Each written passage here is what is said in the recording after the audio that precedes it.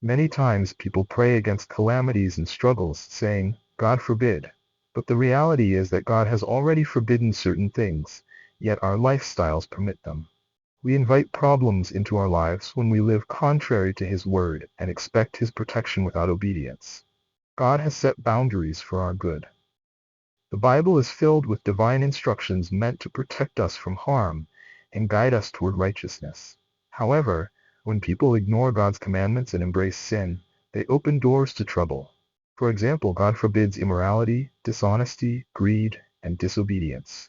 Yet many people live as if these things are acceptable.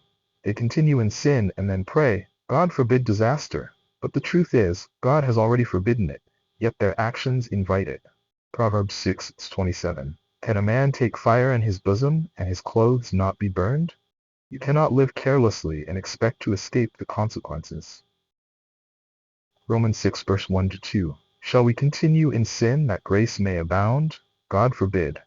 How shall we, that are dead to sin, live any longer therein?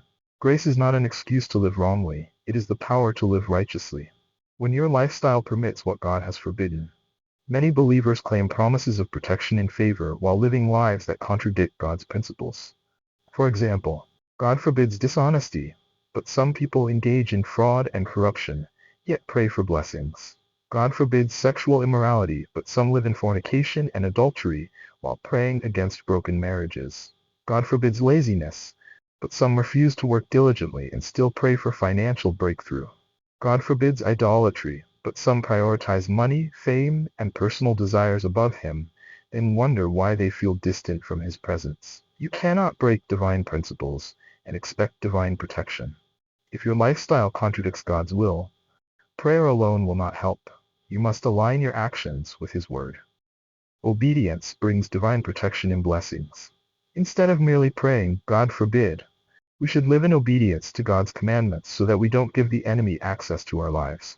The Bible says, Deuteronomy 28:1-2, "If you fully obey the Lord your God and carefully follow all His commands, all these blessings will come on you and accompany you."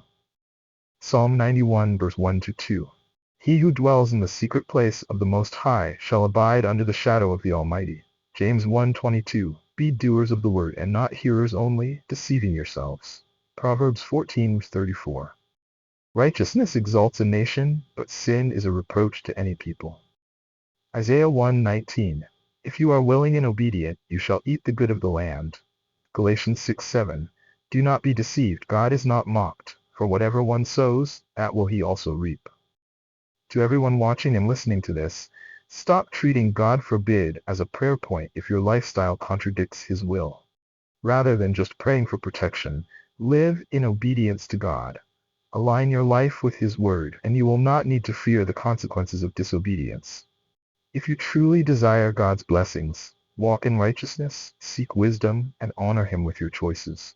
When your actions reflect His commandments, you won't have to constantly pray "God forbid," because His protection, favor, and grace will naturally follow you. Thank you for your time. Please like, comment, share, follow, or subscribe, and also turn on your notifications for more.